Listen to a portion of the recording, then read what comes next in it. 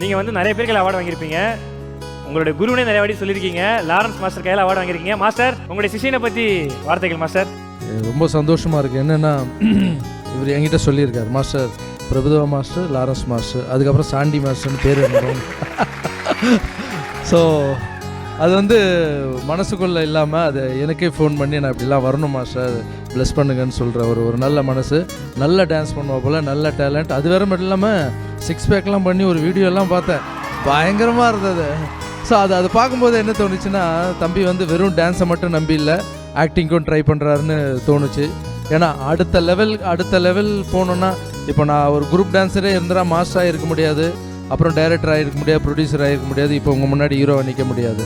So அதே மாதிரி அடுத்த ஸ்டெப்ஸ் எடுத்து வைக்கணும்னு நினச்சால் மட்டும்தான் அது இந்த அளவுக்கு வர முடியும்.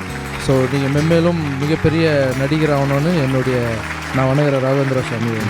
Thank you master.